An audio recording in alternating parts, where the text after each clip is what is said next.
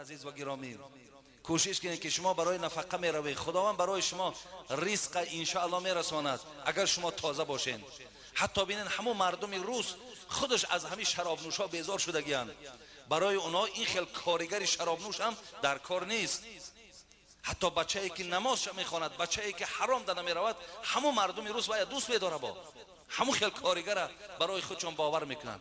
بچه‌ای را میدونم به خدا میگفتن که حتی کلید همون جای پولهاش در من باور کرده است، در دست من دادگی است. به خاطر که من 5 وقت نماز میخوانم، به خاطر که من خیانت ندارم، در من که نه اولاد نه اجدادش هستم، در من باوری حاصل کرده است. ببینید این باوری را در دل کی در آورد؟ همون خدایی که تو وی عبادت میکنی و ایلا کی تو را باور میکند 10 تین 1 سوم روسی در دست نمیتیه.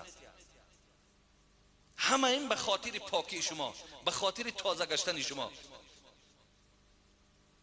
برای این دادرای عزیز در اونجا صبر کنین، شما صبر کنین. منم میدانم ما هم انسانیم، اینها را همش احساس میکنیم.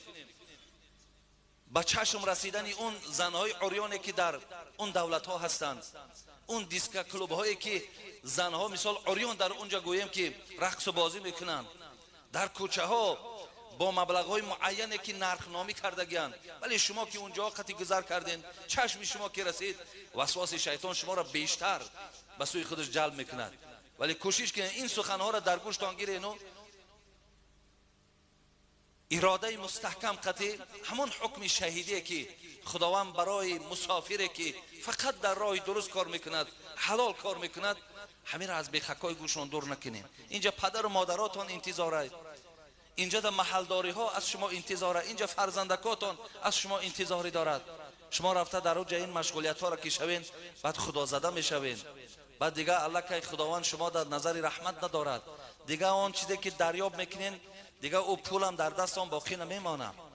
ولی من نو 4-5 روز پیش در دوشنبه مجلس بود، حضور داشتم، 1740 دختری تاجیک ما کسل پیچیدگیان، 1740 نفر. ولی بسیارش از همون جمعه آوردن این کسل ها را از مهاجرت.